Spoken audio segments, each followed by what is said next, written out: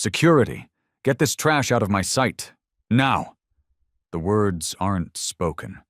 They are launched, each syllable a shard of glass aimed directly at the woman in the sunset orange dress. The grand apex ballroom of the Zenith Tower, a cavern of glittering chandeliers and hushed billion-dollar whispers, falls silent. 500 of Los Angeles's most powerful figures, draped in Dior and Tom Ford, turn as one. Their collective gaze follows the trajectory of the insult to its source. Isabella Caldwell, heir to the Caldwell Industries throne, her face a mask of patrician disgust, her hand, dripping with the weight of a multi-generational diamond heirloom, deliberately, almost sensuously, tilts a glass of deep crimson Cabernet. The wine arcs through the golden air, a perfect predatory parabola, and crashes against the vibrant orange silk. It doesn't just stain, it bleeds, a dark, ugly wound spreading across the fabric, mimicking a grotesque act of violence. The woman doesn't flinch. She doesn't gasp. She stands by a marble column, a silent, statuesque figure against the cold, white stone, simply watching the liquid desecration of her dress. Some of the guests snicker, the sound muffled behind manicured hands and champagne flutes. Others shift uncomfortably, their complicity a tangible thing in the suddenly chilled air. Have you ever been made to feel worthless? Judged, condemned, and sentenced before you've even spoken a word? If you believe that true power isn't screamed from the rooftops but wielded in silence, then smash that like button and subscribe to this channel, because you are about to witness how a single moment of quiet dignity can detonate a 100-year-old empire. Isabella's voice, honed by years of boarding schools that teach cruelty as a second language, slices through the silence once more. I believe I asked you a question. Who the hell are you, and who let you in? This is a private gala for the architects of this city, not a soup kitchen for whatever you are. The woman's fingers, long and elegant, gently touch the stain. Her silence is a vacuum, pulling all the noise and arrogance out of the room. It is a silence that is about to cost Isabella Caldwell everything she has, and everything she ever will have. In less than 2 hours, that silence will rewrite history. The woman in orange is Serafina James. She stands 5 feet, 9 inches tall, her posture radiating a stillness learned not in a finishing school, but in boardrooms where titans of industry tried and failed to intimidate her. Her hair is a crown of intricate braids, a masterpiece of heritage and style that needs no validation from a European crown jewel. The orange dress, a simple sheath of raw silk, was an off-the-rack purchase for $900. She chose the color tonight for a reason. Orange is the color of disruption. It is the color of a phoenix's fire, a flame that doesn't just destroy but purifies and rebirths. Pinned to her lapel is a small bespoke brooch of a phoenix, its wings wrought from platinum and catching the light, forever in mid-flight. Her hands are not the soft, useless hands of the women surrounding her.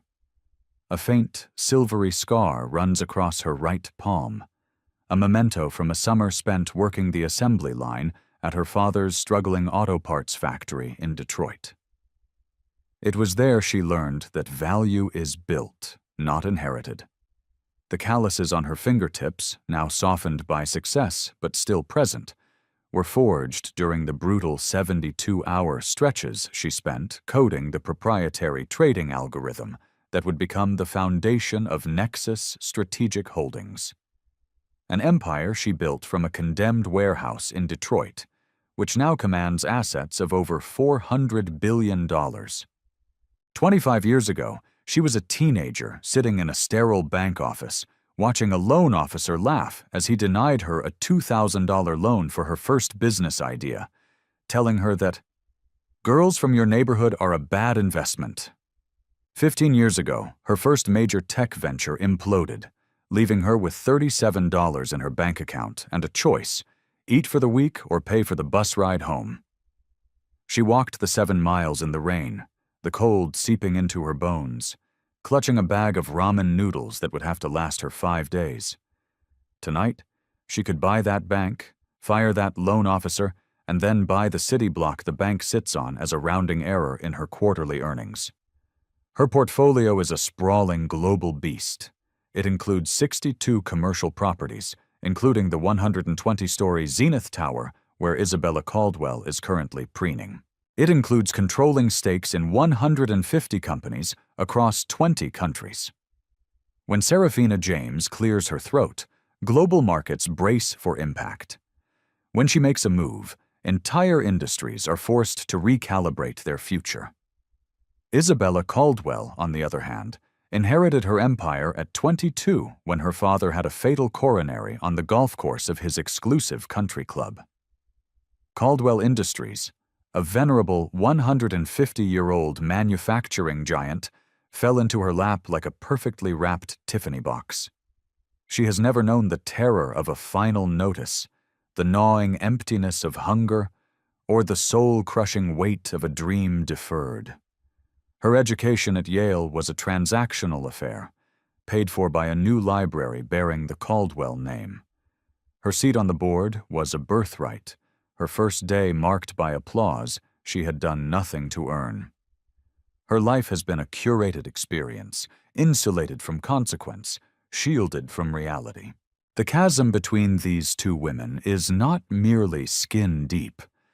Where Isabella's gestures are broad and theatrical, choreographed for the paparazzi and her 3 million Instagram followers, Serafina's movements are economical, precise, honed by a life where wasted energy was a luxury she could not afford.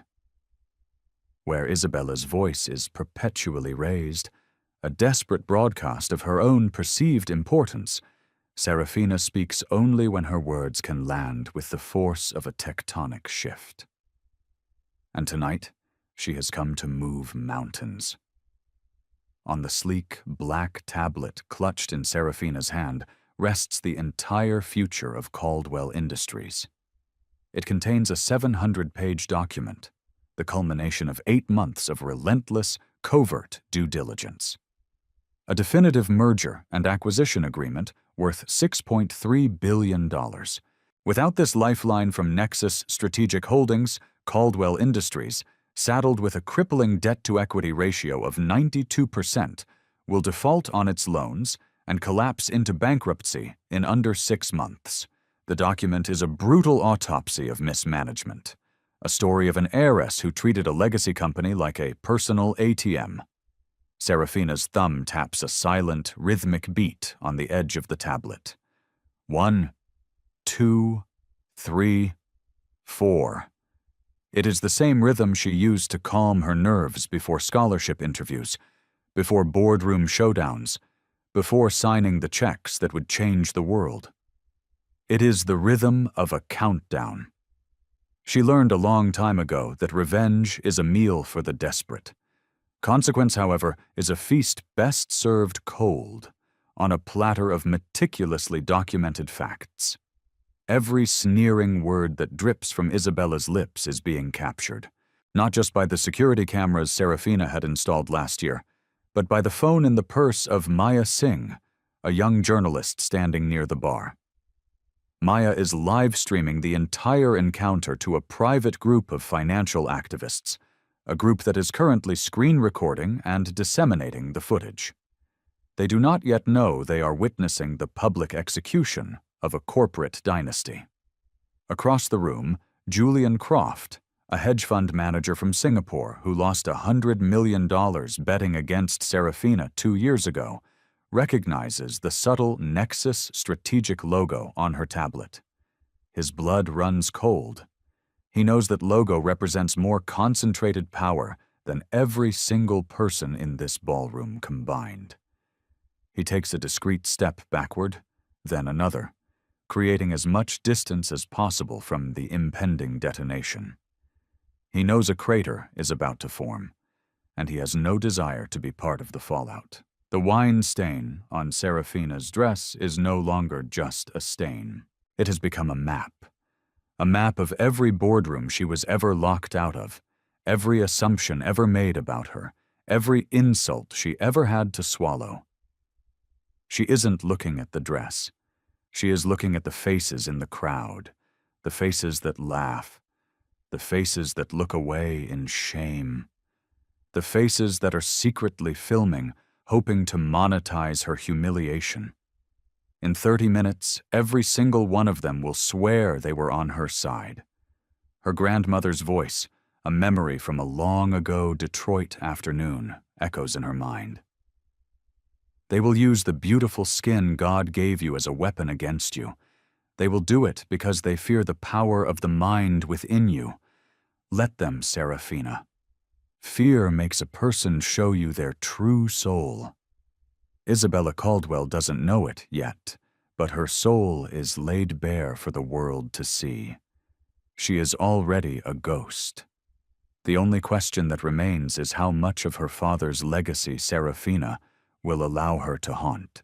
Just look at you. Isabella circles Serafina now, a hyena who has mistaken a lioness for a wounded gazelle. Standing there, pretending you belong. Did you slip past the catering entrance? I bet you told the staff you were here to polish the silver after we all leave. The crowd, a pack of well-dressed wolves, tightens its circle. The clicking of their $1,000 shoes on the marble floor sounds like chattering teeth. Elizabeth Vance, a real estate mogul draped in what looks like a freshly skinned swan, whispers to her husband, "This is precisely what happens when we lower our standards. They get a taste of money and think it buys them a seat at the table." Serafina's breathing is a controlled, meditative wave. Inhale for 4 seconds. Hold for 7. Exhale for 8. It is the same breathing technique that centered her when she faced financial ruin. The same technique that calmed her when a competitor tried to sabotage her company. The same technique that grounded her when the call confirming her mother's cancer remission came on the very same day she closed her first billion-dollar deal. "And that dress," Isabella continues, her voice a weaponized sneer. "Let me guess. Is it from one of those fast fashion websites, or perhaps a vintage store?" She says the word vintage as if it were a communicable disease. "Oh, I know. It's from one of those sad little outlet malls in the desert where they sell last season's mistakes to people who are desperate to pretend they have style." Dr. Alistair Finch, the CEO of a major pharmaceutical company, lets out a hearty chuckle into his glass of scotch. "I'm all for affirmative action, Isabella, but one must draw the line somewhere. We can't simply open the floodgates to every striver." The wine on the silk has begun to dry, creating a pattern like a dark, abstract flower. Serafina touches it again, her fingertip coming away sticky and red. She could inform them that the simple silk dress cost more than the average American family pays for a month's rent, but to do so would be to play their pathetic game by their pathetic rules. And Serafina James does not play games. She sets the board, she defines the rules, and she always wins. "Security!" Isabella's voice is a shriek now, the carefully constructed facade of aristocratic grace cracking under the pressure of her own venom. "We have a trespasser, someone who obviously forged an invitation or, more likely, stole one from the purse of a legitimate guest." 2 uniformed security guards, broad-shouldered men with uncertain expressions, move forward. They are paid to protect this world of obscene wealth, but they are also working-class men. They see Serafina's composure, the quiet fire in her eyes, the way she holds the space she occupies as if she owns it, which, in fact, she does. They see a queen, not a trespasser, and their steps falter. "What are you waiting for?" Isabella stomps her $4,000 Louboutin heel on the floor, a petulant child in couture.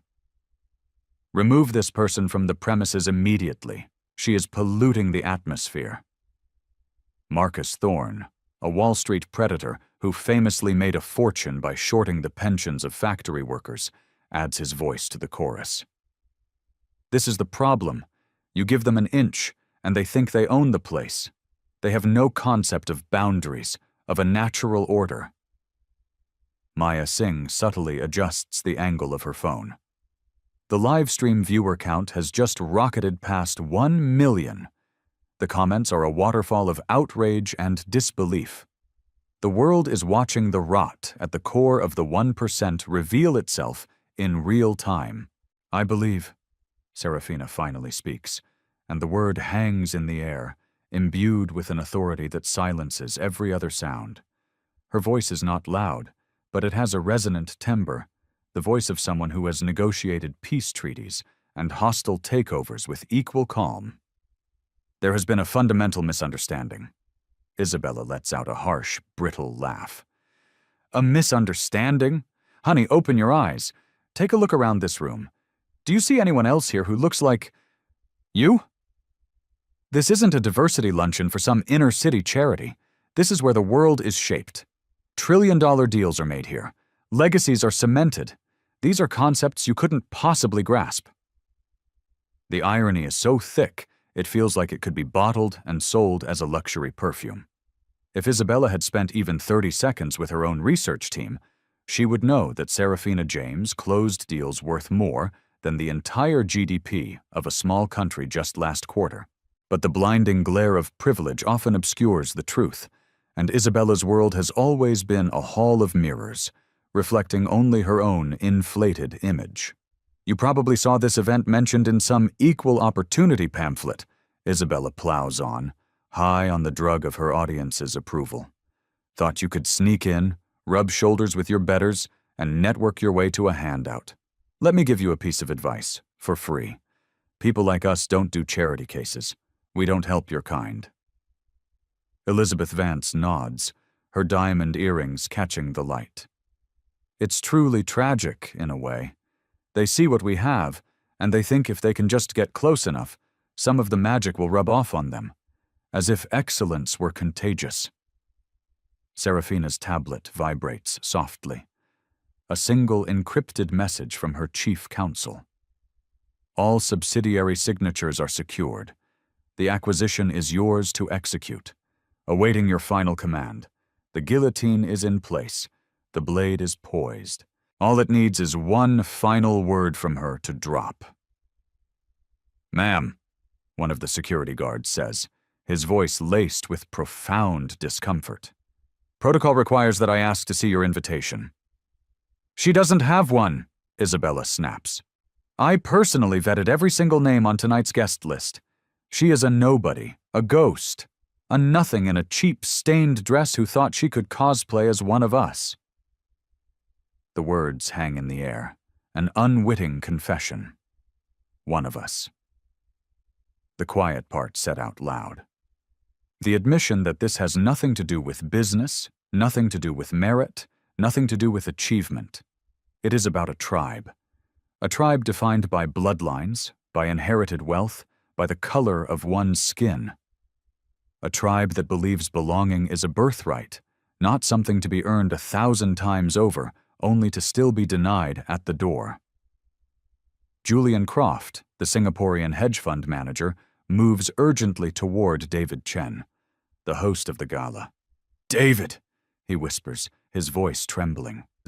"That's Serafina James, of Nexus Strategic. She owns this goddamned building. She owns the whole block."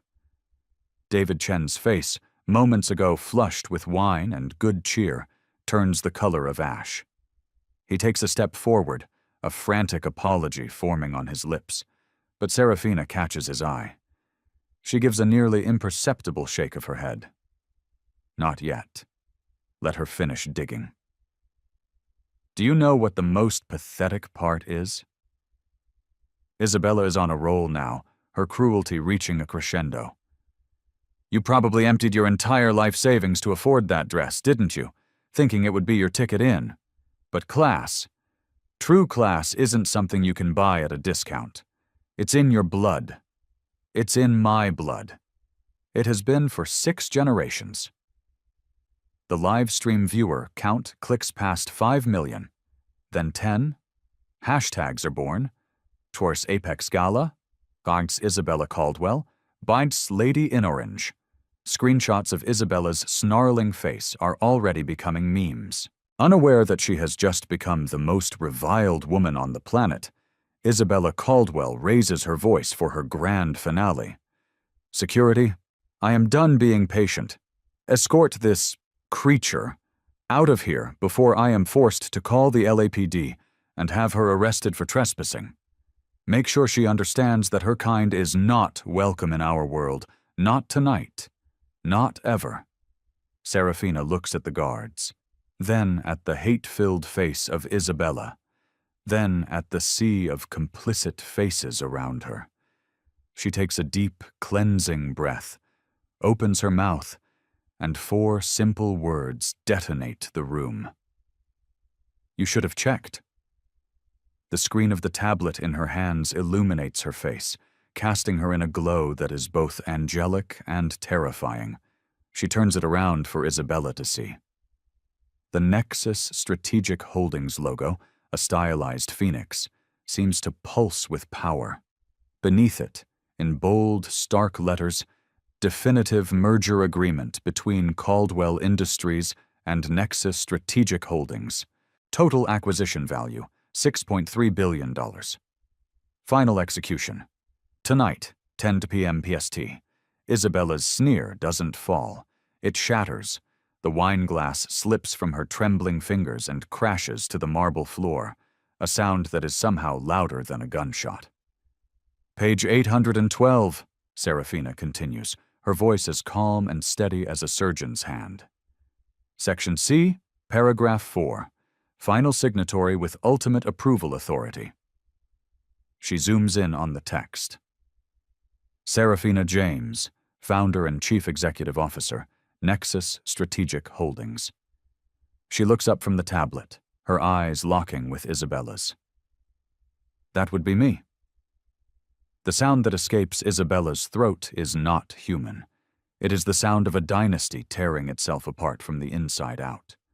The sound of a life of unearned privilege colliding with unavoidable consequence. No, that's impossible. You can't be. 8 months of due diligence, Serafina says, her voice a calm, relentless river of facts, scrolling through the document with a practiced flick of her thumb. $120 million in legal and advisory fees, a 200-page report detailing every single weakness in your company's structure, your 92% debt-to-equity ratio, your quarterly burn rate of $75 million, your desperate, critical need for this acquisition to avoid total, irreversible bankruptcy in, to be precise, 171 days. The security guards take a half-step back, then another, as if the air around Serafina has become a high-voltage field. The balance of power in the room has not just shifted. It has inverted with the force of a supernova. This is a trick, Isabella sputters, her eyes wide with a terror she has never before experienced. This is an elaborate, sick joke. Someone hired you. You're an actress. You must be. Serafina raises her own phone, each movement as deliberate and final as a chess grandmaster placing an opponent in checkmate. She activates her voice command. Call legal. Authorization code. Phoenix Ascendant. The call connects instantly. This is Serafina James. Terminate the Caldwell Industries acquisition agreement. Effective immediately. Cite material breach. Clause 42.6. Actions by corporate leadership deemed detrimental to the ethical and inclusive values of Nexus Strategic Holdings. A wave of electronic chimes and vibrations sweeps through the ballroom as every phone receives the same push notifications simultaneously. Bloomberg News. Breaking. 6.3B Caldwell Industries. Mega deal collapses. The Wall Street Journal. Sources cite material breach as Nexus Strategic terminates acquisition. CNBC, Caldwell stock plummets 60% in after hours, trading following failed merger news. Isabella's phone begins to scream, a cacophony of rings and alerts from her board members, her shareholders, her creditors. Each notification is another shovel of dirt on the grave of her company. She fumbles for the phone, but her hands are shaking too violently to answer. "You asked me if I could possibly grasp the concept of billion-dollar deals," Serafina says, her voice now carrying to every corner of the silent room. "Last quarter alone, I personally oversaw 3. The Buenos Aires lithium mine acquisition, $4.2 billion. The Seoul semiconductor plant nationalization, $7.1 billion. The African suborbital satellite network deployment, $11 billion. Elizabeth Vance, the real estate mogul, stumbles backward into a waiter, her face a mask of horrified realization. Dr. Alistair Finch drops his scotch glass, the sound of shattering crystal echoing the sound of his own career imploding. "You asked who let me in," Serafina continues, her gaze sweeping over the terrified faces. "I own this building. The Zenith Tower is one of 62 properties in the Nexus Global Real Estate portfolio. I do not require an invitation to enter a property that I own." David Chen, the host, finally finds his voice, a pathetic, trembling squeak. "Ms. James, on behalf of, I am so profoundly, terribly sorry. When Ms. Caldwell insisted you were not on the list, I failed." Serafina silences him with a look that could freeze fire. This is not his moment. This is Isabella's lesson. "And this dress," she says, finally looking down at the wine-stained silk. "The one you mocked, $900 from Bloomingdale's. I could, of course, afford to buy the entire brand of Chanel, but I choose to wear this. I choose to remember a time when $900 was a fortune. Every dollar I do not spend on vanity is a dollar that goes into the Phoenix Ascendant Foundation, a fund that provides venture capital to entrepreneurs from neighborhoods like the one I grew up in. Children with minds more brilliant than anyone in this room, who are told every single day that they do not belong." Maya Singh steps forward, her phone held high like a torch. "Ms. James, 10 million people are watching this live stream. It is the #1 trending topic in the world." She turns her phone toward Isabella. "They all saw what you did. They all heard what you said. They all know who you are." Isabella Caldwell collapses. Her knees hit the marble floor with a sickening crack. The exquisite designer gown, which cost more than a new car, pools around her like a shroud. "Please," she sobs, the sound raw and animalistic. "I'm sorry, I didn't know who you were." The admission hangs in the air, more damning than any accusation. "The company," she gasps, clawing at the hem of Serafina's dress. "Think of the employees. 4,000 people depend on Caldwell Industries. My father spent 50 years building it. You can't destroy it over a misunderstanding." "A misunderstanding?" Serafina's voice is now laced with ice. "You looked at the color of my skin and you passed judgment. You looked at my dress and you assigned my worth. You summoned armed guards to have me physically removed from a building that my company owns. That is not a misunderstanding, Isabella. That is the clearest, most honest reflection of who you are." "But the employees," Isabella wails, grasping at the last available straw.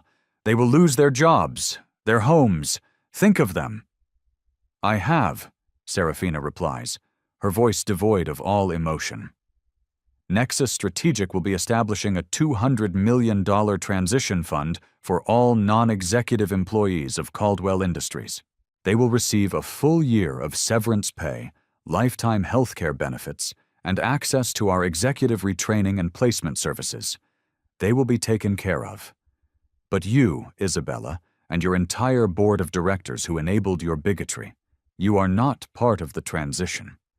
You chose to build your house on a foundation of prejudice. You do not get to be surprised when it crumbles. Julian Croft, the hedge fund manager, speaks into his phone, his voice loud and clear enough for everyone to hear. Liquidate every single share of Caldwell Industries, now, and short it. Short it into the ground.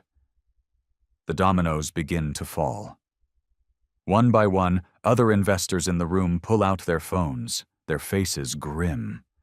Pension fund managers, private equity partners, sovereign wealth advisors. Each call is another blow, another $1 billion of confidence vanishing into thin air. A legacy built over 150 years is being dismantled in 150 seconds. "This isn't fair," Isabella sobs, her mascara tracing black rivers of despair down her porcelain cheeks. "You can't ruin my life over one mistake. I apologized. What more could you possibly want?" Serafina kneels down, bringing herself level with the broken woman on the floor. The gesture is not one of compassion. It is one of absolute finality to ensure her last words are delivered at point-blank range. "I want you to understand," she says, her voice a soft, devastating whisper. "You are not sorry for what you did. You are sorry you did it to me. You are sorry for the consequences. If I had been the anonymous, powerless woman you assumed I was, you would have gone to bed tonight feeling proud. You would have bragged to your friends about how you protected the sanctity of your world from an intruder. The only thing you regret is your target." She stands up, once again towering over Isabella's crumpled form. "Your father built Caldwell Industries with his hands and his mind. You are destroying it with your ignorance and your heart. That, Isabella, is your legacy. The woman who vaporized a $6 billion company because she couldn't see past the color of a woman's skin. Marcus Thorne, the Wall Street predator, is attempting to slip out a side entrance, but Serafina's voice stops him cold. "Mr. Thorne, you mentioned that you don't hire them. I will be sure to pass that information along to the California Public Employees Retirement System, whose board I advise, and who currently have 40% of their private equity portfolio invested with your firm." Thorne freezes, his face turning a ghastly shade of white. His phone begins to ring. He doesn't need to answer to know his career is over. "Money," Serafina says, addressing the entire room one last time, "is not just numbers on a balance sheet. It is power, and power, when placed in the hands of the unworthy, perpetuates the very systems of exclusion that would have kept me from ever entering this room in the first place. Tonight, you all got a front row seat to what happens when those systems collide with someone who simply refused to be excluded." Isabella's phone rings again. The caller ID reads, "Dad." She stares at it, her face a mask of utter devastation, unable to face the man whose life's work she has just set on fire on the altar of her own prejudice. "One last thing," Serafina says, turning back to Isabella. "The material breach clause I cited, clause 42.6. It refers to your own corporate charter, the one you and your board signed last year, pledging a corporate commitment to diversity, equity, and inclusion. You signed it for the positive PR." A small, cold smile touches Serafina's lips. "Isn't it ironic? Your own performative virtue just cost you everything." The platinum phoenix on her lapel seems to flare in the chandelier light, its wings spread in eternal triumphant flight. The wine stain on her dress no longer looks like a wound. It looks like a medal. It looks like a war paint, a war that was over before it even began. What do you think? Was this justice? Or was it a brutal form of revenge? Let me know your thoughts in the comments below. And if you're still with me, you know what to do. Hit that like button, and make sure you're subscribed because we're not done yet. Isabella Caldwell claws at the cold marble, her manicured nails scraping against the stone as if she could dig her way back to an hour ago, to a reality where she had kept her mouth shut. "No, no, no, no!" she chants, the words dissolving into incoherent sobs. "This is my company, my legacy, My great-great-grandfather built it from nothing." She lunges for Serafina's dress again, a desperate, grasping motion for something, anything, solid in her liquefying world. The very same security guards she had summoned to eject Serafina now step forward and gently, firmly restrain her. The final crushing irony of the evening. "Daddy!" she screams into her still-ringing phone, finally answering. "Daddy, you have to stop this! Call the lawyers! Call the governor! You know everyone!" Her breath hitches, collapsing into ragged hyperventilation. "She can't do this to us! She can't!" The guests who had laughed, who had smirked, who had enjoyed the blood sport, now retreat. They move like cockroaches exposed to a sudden, harsh light, scurrying for the shadows. Elizabeth Vance mutters a weak excuse about an urgent call from her child's nanny. Dr. Alistair Finch suddenly remembers a critical patient he needs to check on. Dozens of executives and socialites ghost toward the exits, furtively deleting videos from their phones as they go, trying to erase their complicity. Their panicked exodus reveals the hollow truth of their world. It is a society of cowards dressed in couture, of prejudice wrapped in privilege. When one of their own falls, they do not extend a hand. They run, lest the taint of failure splash onto them. David Chen, the Gala's host and CEO of Chen Consolidated, approaches Serafina with the terrified reverence of a man addressing a living deity. "Ms. James," he stammers, "words cannot express the depth of my regret. You have been our foundation's most generous benefactor for years. When Ms. Caldwell made her claim, I failed in my most basic duty as a host and as a human being." His hands are shaking uncontrollably. "Your foundation has put hundreds of inner-city kids through college. You've built hospitals, and I let her do that to you in my ballroom." He gestures helplessly at Isabella's crumpled form. There is no excuse. None. The real-time annihilation of Caldwell Industries is a horror film playing out on every screen in the room. The stock ticker is no longer a graph. It's a cliff face. 3 billion, then 4 billion in market capitalization evaporates in under an hour. Automatic trading halts are triggered, but they are merely tourniquets on a severed limb. The company is bleeding out, and the sharks of Wall Street are already circling, drawn by the scent of a corporate death. Serafina's voice, calm and measured, cuts through the ambient panic. "I want everyone remaining in this room to understand something vital," she says, her gaze sweeping across the stunned faces. Wealth doesn't confer character. Power without principle is nothing more than sophisticated barbarism, and hatred, whether it's wearing a white hood or a Vera Wang gown, is still hatred. She turns slowly, deliberately making eye contact with each guest who had the courage or the fear to remain. How many Serafina Jameses have you dismissed in your lives? How many brilliant minds have you locked out of your boardrooms because their resumes didn't include a yacht club membership? How much human potential have you suffocated with your casual, comfortable bigotry? The comments on the live stream, which has now surpassed 25 million viewers, are a global chorus of affirmation. The #HaChidiquem Serafina James hashtag begins to trend as people from all over the world share their own stories of being underestimated, dismissed, and dehumanized. "Ms. Caldwell asked who I am," Serafina continues, her voice resonating with the weight of her journey. "I am the daughter of a Detroit factory foreman and a public school teacher. I am the woman who was told 25 years ago that my dreams were a bad investment. I am the entrepreneur who built an empire from scratch, while people like her were building taller walls to keep people like me out." Gorchonpam. Isabella's sobbing is the only sound that punctuates Serafina's words. Her phone screen shows 312 missed calls.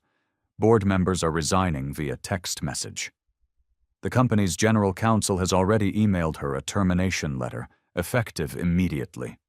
Her father's name appears again and again, a relentless digital judgment she cannot escape. "Please," Isabella whimpers from the floor, her voice barely audible. "I'll do anything. I'll resign. I'll make a public apology. I'll give my entire fortune to your charities. Just don't let my father's company die. Please." "Your father built his company with honor." Serafina's words fall with the finality of a judge's sentence. "You tarnished it with hate. Caldwell Industries may survive, in some form, under new leadership and with new values. But the Caldwell name? That dies tonight, along with your reputation." As if on cue, Julian Croft announces to the room, his voice booming with the authority of his billion-dollar fund. Effective immediately, Croft Capital is divesting from all ventures, funds, and charities associated with any member of the Caldwell family. We will not have our name associated with this brand of bigotry. A cascade of similar declarations follows, a symphony of financial destruction. Pension funds, university endowments, sovereign wealth funds, each announcement is another nail hammered into Isabella Caldwell's professional coffin. "I want the employees of Caldwell to know that they are safe," Serafina says, looking directly into Maya Singh's camera now, speaking to the millions of people watching. Nexus Strategic values the person on the factory floor as much as the person in the corner office. The transition fund is real, it is funded, and it is already being deployed. No one will lose their livelihood because of their CEO's moral bankruptcy. She then looks down at Isabella one last time, her expression not of anger, but of something far colder. Finality. "But you are finished, not just at Caldwell, you are finished everywhere. This video, this moment, will be the first result when anyone ever searches your name. This is your legacy now. This is who you are." Isabella's designer dress, a garment of impossible expense and beauty, is now nothing more than a $50,000 shroud. Her family heirloom bracelet catches the light, a $40,000 handcuff chaining her to a future she single-handedly obliterated. "Security!" Serafina calls out to the same two guards, her voice gentle but firm. "Please see that Ms. Caldwell finds her way out. She appears to be having a difficult evening." The guard's immediate, deferential response speaks volumes. "Yes, Ms. James." Power has been seen, recognized, and acknowledged. The woman Isabella tried to have thrown out like trash now commands the very forces meant to enforce her exclusion. As the chaos continues to swirl around her, Serafina stands perfectly still, the serene, unmoving eye of a hurricane she created with nothing but truth, timing, and a will of iron. The wine stain on her dress has fully dried. It looks like a birthmark now, a permanent part of the fabric's story. With the grace of a queen, Serafina James turns and walks toward the exit, the crowd parting before her like the Red Sea. Outside, a bespoke, all-black Rolls-Royce Phantom waits silently at the curb, its surface so polished it reflects the Los Angeles skyline like a dark mirror. The driver, a man who has been with Serafina for 15 years, opens the door without being told. He, like the rest of the world, saw the live stream. "Home, Miss James? Or the office?" he asks, his voice filled with a deep, quiet respect. "The office, Michael," she says, slipping into the plush leather interior. "We have a company to acquire, a better one." 3 months later, Serafina James is on the cover of every major business magazine on the planet. The headline in Forbes reads, "The Phoenix Effect: How One Woman Reset the Rules of Power." The feature article details the seismic cultural shift that occurred after what the world now calls the Gala. Fortune 500 companies report a record-shattering 40% increase in promotions for women of color into senior leadership roles. The phrase, the Serafina test, enters the corporate lexicon. A new HR metric where executives are asked to imagine if they would treat a junior employee, a candidate, or a colleague differently if they secretly knew that person was Serafina James. The orange dress, wine stain and all, now hangs behind climate-controlled glass at the Smithsonian, the centerpiece of a new exhibit on transformational moments in American history.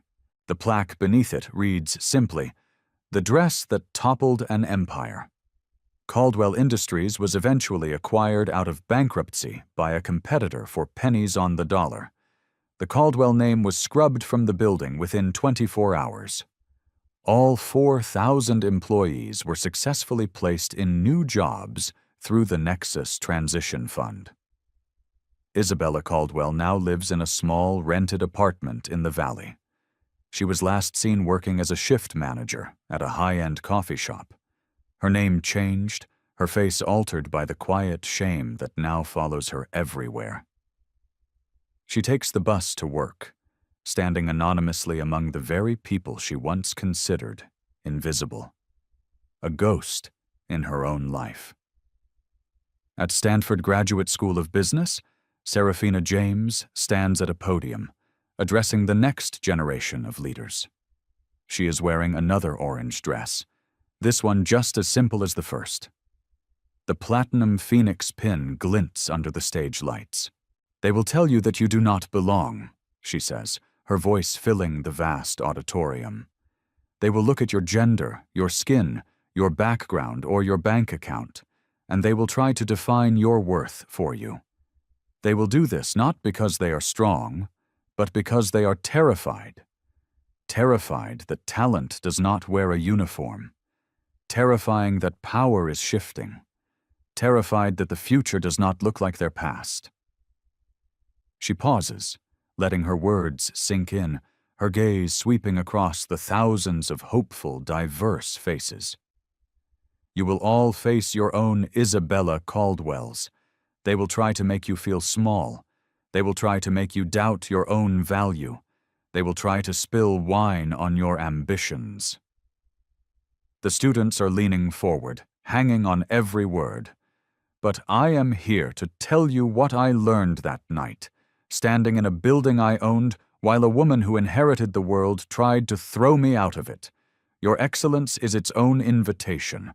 Your achievement is its own validation. And your character is the only legacy that can never be taken from you." She touches the phoenix pin on her lapel.